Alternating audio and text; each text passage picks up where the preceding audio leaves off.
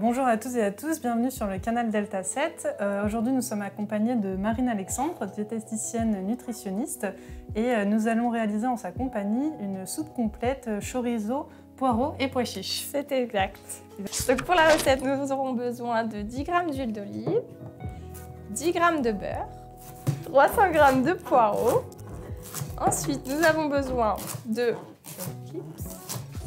250 g de pois chiches, 150 g de chorizo. Donc ici, on a pris du chorizo qu'on va couper nous-mêmes, mais c'est tout à fait possible de prendre du chorizo directement en rondelles, des vermicelles, de l'eau. Donc ici, il y a 800 g d'eau, du sel, du poivre et puis des aromates. Ici, on a choisi du thym. Et bien Marine, je vous laisse nous dire ce qu'il faut faire. Alors, on va commencer par émincer les poireaux. Ok, très bien. On émince tout ça du coup. Voilà. En gros morceaux, petits morceaux. Petits morceaux, je pense que ça peut être pas mal. Après, c'est selon les goûts, comme on préfère.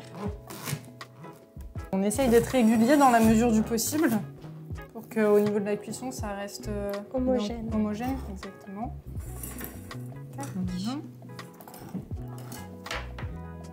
Donc après, si on préfère, on peut couper un peu plus gros, un peu plus petit. C'est vrai que pour la soupe, on a tendance à préférer des morceaux assez fins, pour que ce soit plus agréable en bouche et fondant. Marine, le poireau est coupé. C'est parfait. On continue. On peut faire maintenant le chorizo. D'accord. Donc voilà. On coupe en rondelles, pareil, ou en petits cubes, c'est comme on préfère. Ok, dites-moi. Soit on peut faire des petits cubes, je pense comme ça va varier les formats.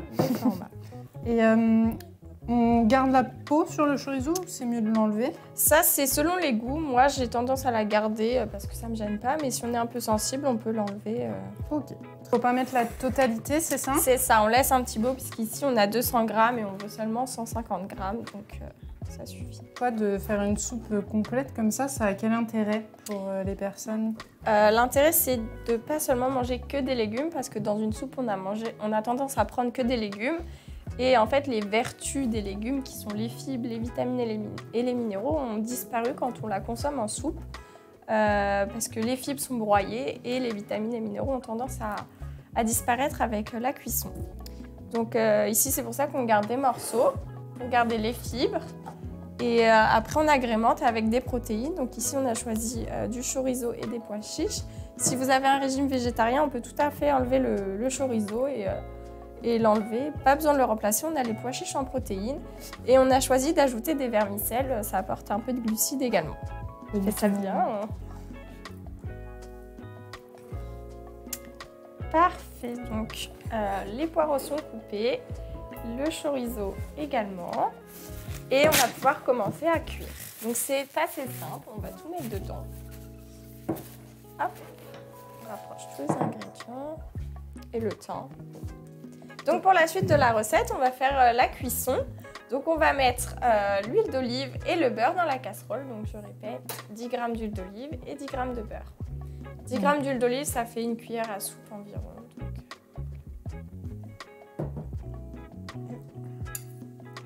On met de l'huile d'olive et du beurre pour éviter que le beurre crame et ça permet d'avoir le bon goût du beurre à la cuisson.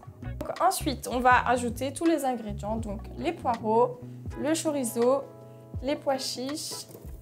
Tous d'un coup. Tous en même temps. C'est simple. Et l'eau. Et les vermicelles aussi? Les vermicelles, on pourra les ajouter seulement 5 minutes avant la fin de la cuisson pour qu'ils soient juste cuits. On peut ajouter l'eau ici. On met toute l'eau d'un coup? Oui, on met tout.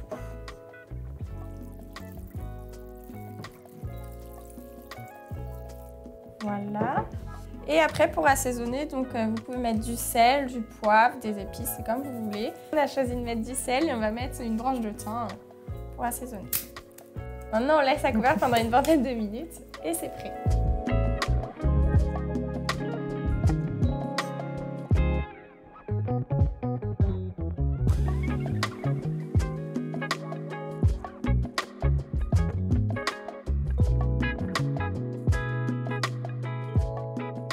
Donc là, Marine, la soupe a fini de cuire et donc on n'a plus qu'à servir. C'est exact, c'est fini.